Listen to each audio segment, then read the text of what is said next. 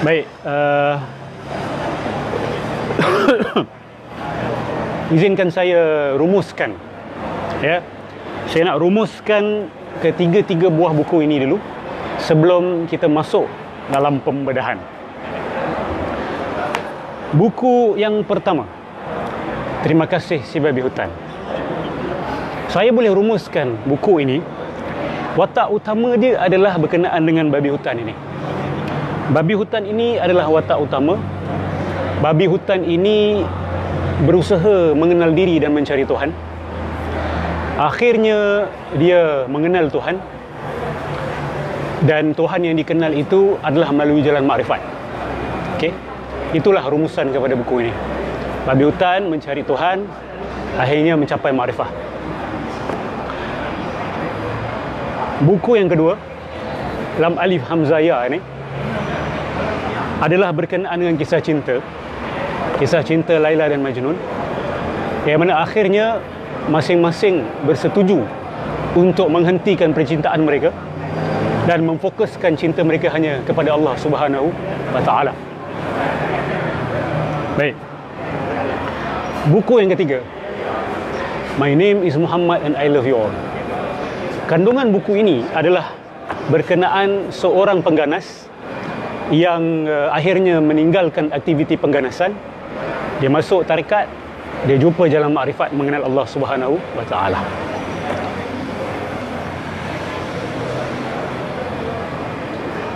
Baik, apa yang saya sampaikan tadi itu sebenarnya adalah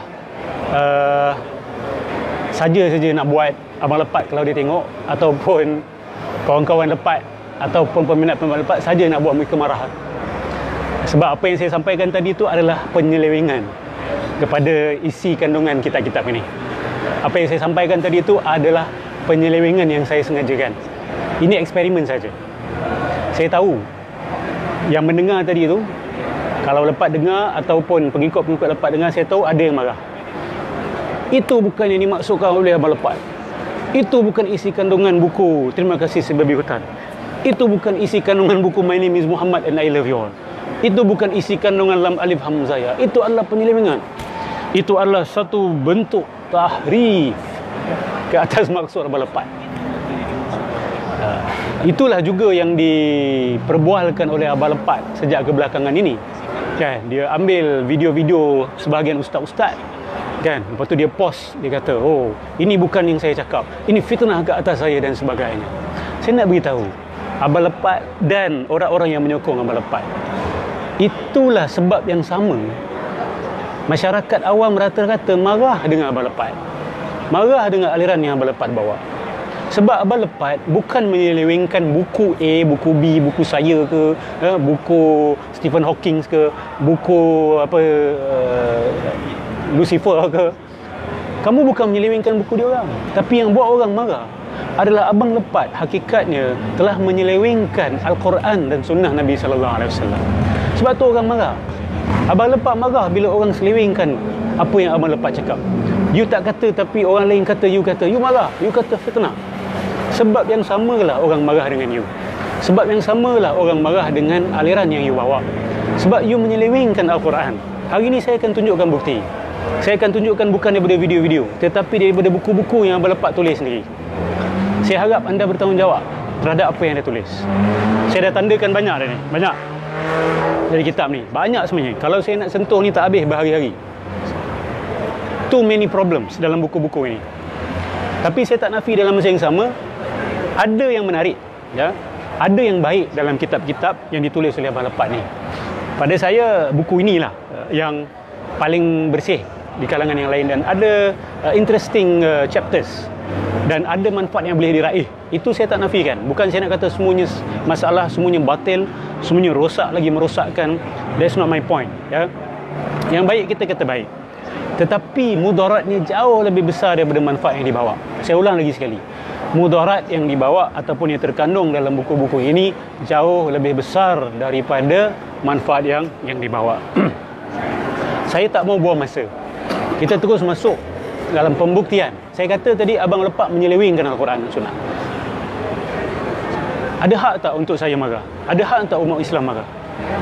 Ada hak tak untuk umat Islam kata kalau ada orang menyelewengkan makna Al-Quran dan buat secara terbuka, siap tulis buku, saya nak tanya, ada tak kita sebagai orang Islam hak untuk marah dan untuk membetulkan, bahkan untuk mengatakan ia adalah kesesatan? Sudah tentu.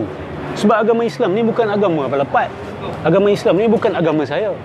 Agama Islam adalah agama wahyu yang Allah turunkan kepada Nabi SAW, kepada Nabi-Nabi sebelum itu, untuk kita ambil panduan, pandu hidup kita, ikut supaya selamat di dunia dan akhirat.